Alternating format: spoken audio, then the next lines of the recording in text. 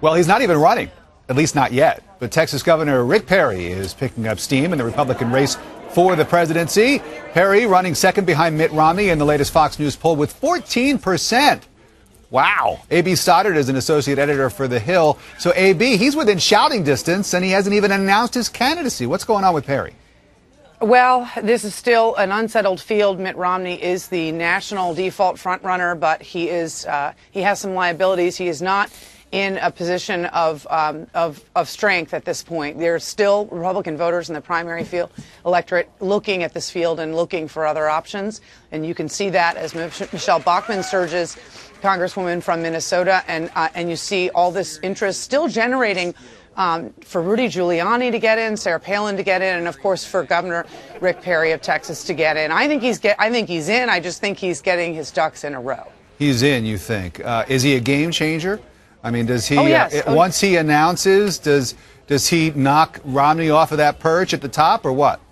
Everybody in the field is nervous about Rick Perry entering the race. It is a problem for Bachmann, for Romney, and for Pawlenty. It is a real problem for anyone who's trying to make a play in Iowa. Rick Perry enjoys strong support from the Tea Party movement, and he has some establishment support that's beginning to grow. He's certainly not the establishment choice, but there are still major donors sitting on the sidelines who have not given to Mitt Romney, who are looking for someone else, and some of them have begun to talk to Rick Perry. So it looks like he would be able to sort of bridge these two universes within the Republican Party, the Tea Party and the establishment. And that's a threat to any candidate in the field. I was doing a little research ahead of our talk today, A.B., and I found that he does not have universal support within the Tea Party.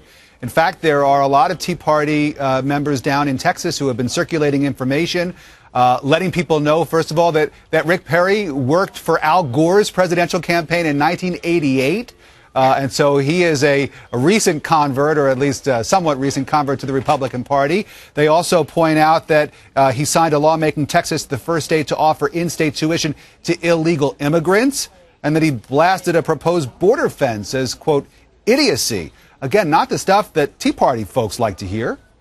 Well, he has come lately to the Tea Party cause, and he has strong support with many Tea Party groups. He will certainly have his record under tremendous scrutiny, and it is true that while he was governor of Texas, spending did go up, adjusted for inflation and population, worse than the record of George W. Bush as governor of Texas. And that record was criticized by Democrats when he was running for president. So it is not, everyone is going to take their arrows, and Rick Perry's record is not perfect.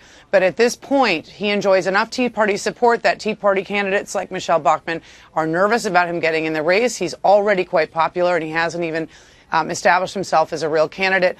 Everyone gets a lot of looking over, and then they have trouble after their campaign, truly begins. So he will also have a long campaign where he will be challenged and he could make mistakes, and his record will be scrutinized. But there's still this hunger for someone else to come in, and that's why he has this opening. And, as we've seen this week with Michelle Bachmann and the stories about her problems with migraine headaches, the higher someone rises in the polls, the more scrutiny they face from folks out there who want to knock them off. A.B. Stoddard, who's an associate editor at The Hill. A.B., thanks so much.